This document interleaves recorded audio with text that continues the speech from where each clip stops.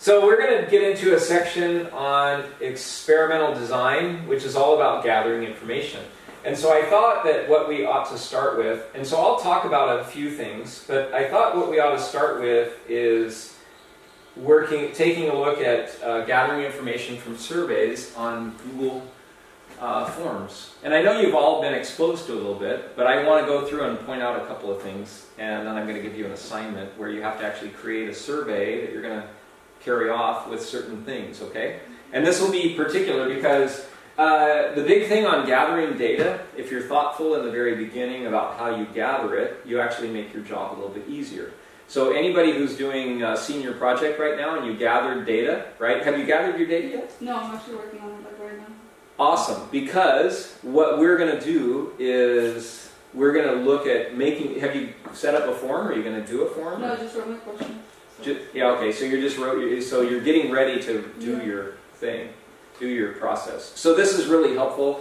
And then what we're going to do after we do a little bit of practice on this, we're going to look at how we can handle this information. How is it that we can best work with it once we get the information, okay? So if we set this up well, we actually are going to save ourselves a ton of work, and our lives will be much better when we look at the far end.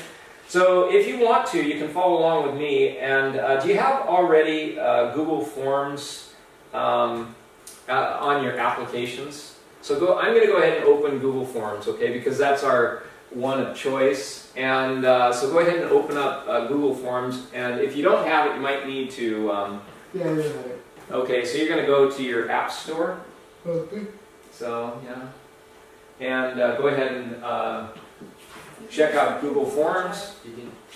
And so there's a couple of things that happen with this. There's a couple of things that happen with this. You get a template gallery, and there's two places that you can choose on the template gallery. You can choose ones that are predetermined by our school, which we have none, and then they have some general templates. And those would be kind of handy, but I want to look at building, forms is actually pretty simple, so I want to look at building a form from scratch, okay? So we're going to go ahead, and you can just follow along with me for a second if you want, but I'm going to go ahead and open a blank form, okay? And so there's a couple of things that are across here. Of course, you see your little icon up here of your identity. We have a vertical ellipse, and this allows us to look at overall settings for the document. So we can look at settings, we can undo things, we can make a copy of the document once we get it. I could actually have a pre-filled form so that I could fill out all the answers, and then once people take the form, they can look at all the possible answers. That's what that little link is. I can print this out. If I want to, I can add collaborators. So one of the things I'm going to do on this right now is I'm going to add some collaborators. Okay, so I'll go ahead and send you this. And now you have access to my link, but you can add collaborators so that people can come in and edit it just like you would any other Google Doc. Okay, so these are some of the global settings. One of the things that's kind of interesting on the global settings, if I go to that, is that I can actually make a setting to collect all email addresses. So this is the difference between having an anonymous survey and a survey where you actually gather information. So one of the things that you can do is also, you can restrict the users. I'm going to not restrict the users to WBIS because I actually want to send my form out to family members, so I want them to be outside. And if I do these things, people won't be firing me back an email saying, I can't access your link. Okay, so you want to get this straightened up first, and then depending on, you could have people respond more than once, but if you only want them to respond once, click on the limit response. And then this is a big one, whether a person can edit their responses once they turn things in. Okay, so you need to decide whether you want people to be able to go back in and edit their responses once they've seen everything. This is like if I was giving a quiz or things like that. I don't want people to edit their responses once they go through. Or if your form has some sections in it, you can actually partition the form so that they answer like 5 questions and then move to a next section, and they can't go back to the previous section if you're going to give more information. So, for example, I could do some surveys where I look at the way I ask questions, and I can see if it changes the way people respond. Okay, so these are just some things that we can change. So I'm going to not let people edit after submitting, so I'm going to leave that the same. And then you always have to save it. Now, the other thing is, and this is what I want you to take a look at, is the themes. So there's a couple of customized themes that we're going to do. And I always like it when there's images up there rather than just you know, the color. So I'm going to select a photo from my my life. So let's see if I have a photo up here. Oh, here's a JPEG of me and my wife. And so I'll use that as a banner up there, and then what it'll do is it'll apply that, and then I can change the font here as well, and I kind of like playful. Depends on what my attitude is, and I'm going to apply. And so if I apply that, all of a sudden the background image comes up, and I can change the colors on that palette as well. Okay, so we have a few things. So the first thing I'm going to do is I'm going to do, I'm going to title this, and I'm going to name it. So let's take a look, and you just, survey.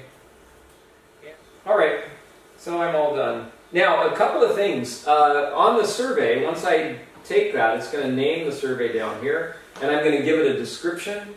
And so this is a general information survey.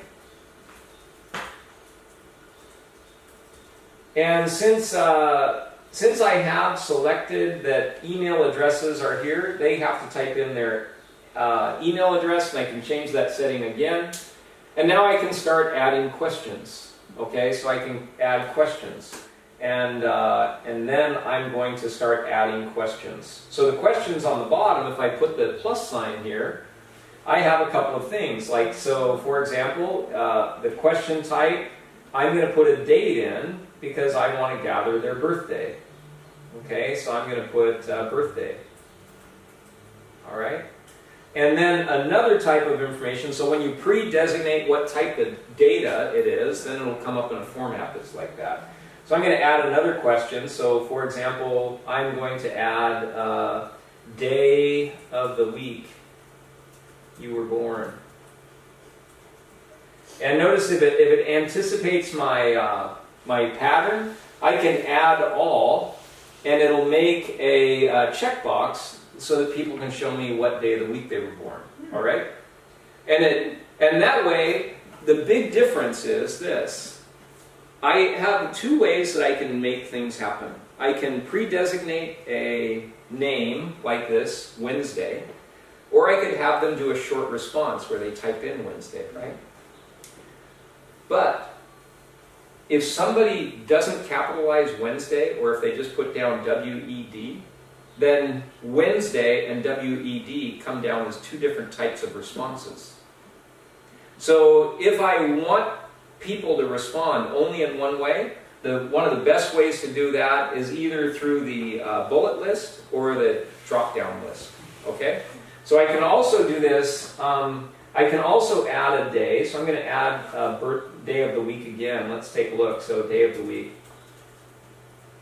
And instead of a tick box, I'm going to do a drop-down box.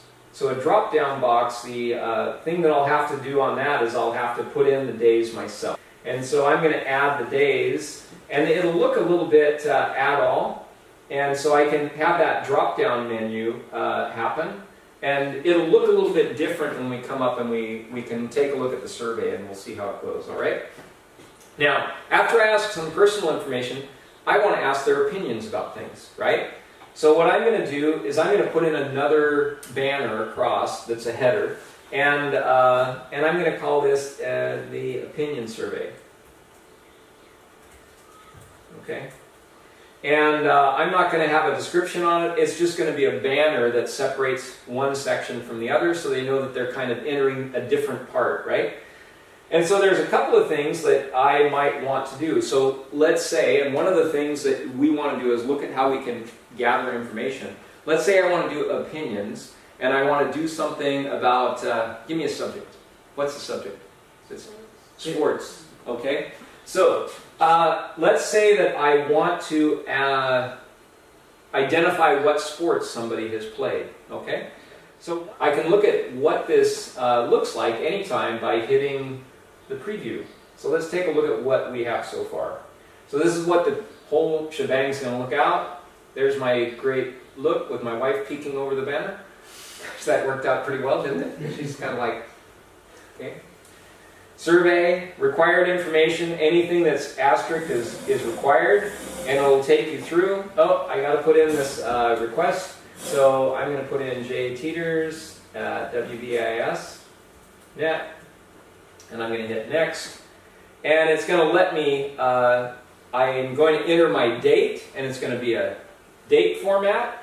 I can enter the day of the week I was born. If it's a drop-down menu, now notice that with a drop-down menu, this comes up this way, and so it saves a lot of space, right? So it has a whole different look. So, and now here's what soccer and baseball and swimming and all this stuff looks like. So what I'm interested in, and I should have deleted the column 4, but I can select one response per row. And now once I respond, I have a couple of things. I can look at my responses. Now I can look at the summary information, or I can look at individual information. So far, 100% of the people in the survey were born on Saturday. And also 100% of the people born in the survey were born on, what day of the week was that? Thursday. Okay, and that's what the responses look like when we have this, so it's going to present that. But the thing that's kind of cool about this, which I think is the big thing, is it's actually saving all of this on on Google Sheets. So if I look at this, I can create a new sheet, and it'll open up the document, and I can look at this and start manipulating data with the database options, okay?